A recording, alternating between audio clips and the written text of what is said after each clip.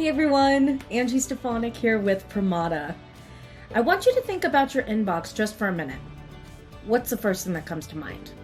It's probably a lot of contract requests that weigh down your inbox and your time that you could be spending doing anything else more valuable for the business. At Pramada, we understand that problem intimately. And so in today's video, we are going to show you exactly how Pramada helps to transform the contract request chaos into a centralized place that you can track and store and share all of those requests without any of the heavy lifting on your end. So, enjoy. Today in the Pramada platform, I'm going to show you the new contract request module. This module is where you can manage all your pre-signature activities in your contracting process, where you can have a queue to manage your contract intake, to see the requests that are in progress with your legal department, the types of requests, their statuses, and other details to help you manage your work. Today I am the GC of Fictional Company Cloud Pro, and I see that my team has assigned one of the requests to me. So I'm going to click on that request and I'm going to take a look and see this contract request. When I click into it, I see the request details that I need as an attorney to have the context to review it. I see it's with Globex Corporation. I see this is for a new agreement. I see when we want to close the deal. I see the priority, and I even see a description giving me some additional context for reviewing the deal. What's also very useful is that I can also see that this is an existing customer, which means that because I am in my Pramada platform, I can access my repository and quickly see my commercial relationship with Globex Corporation. And if I want to see and reference their prior agreements, I'm able to do that. I'm also able to easily navigate back to any in-flight contract request and additionally see visibility to understand what my team might be working on. So if I want to check in with them to make sure there's no overlap or duplicated efforts, I know who to talk to, and I know which deal is mine to go and get back into it.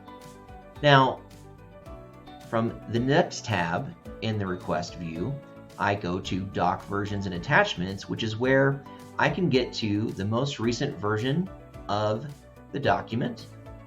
I can also come over to Action and go to View Version History to understand when we started and when the last version was added. I can then also click from here or from the view directly to open the most recent version of the document into Word, which is where I can then go about picking up the negotiation. So in this case, there might be a crazy price cap that's being proposed, and they're asking for 3%. Because I am enabled with the Pramada platform and it's linked to the repository and our historical relationship, I can, from my contract request, navigate to the document family, and I can go to their master and I can expand and I can look in some of their previous orders, and I can see by clicking on the document the key term view that's loading and scroll down to the price escalator to see the digital snapshot that Pramada has captured for the customer. And I can then click on it and take a look and see, well, we only agreed to 5% on that order before. And if I want to do additional research, I can skip a contract that's no longer active thanks to my repository's visual queue, and I can proceed to the next order and scroll down again, down to the price escalator. And in this case, I can see, okay, 2%. So this is something where maybe it does make sense to agree to it, but as an attorney, I have the information and I can take this information, I can come into comments and I can type in to, say, the CEO, who is maybe going to be the one who is ultimately going to approve this, and I can say, Tony, as an FYI,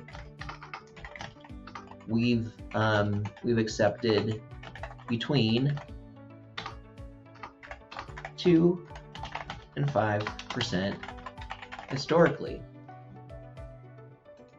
Tony's going to get a notification that he needs to be engaged on this deal.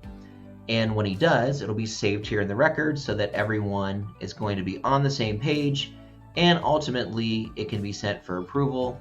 And when Tony does take action, that'll be logged here. And so that will help in the future to understand and have additional context when the document's executed and we see what was agreed to. We can go back and look at our record and understand why it was agreed to.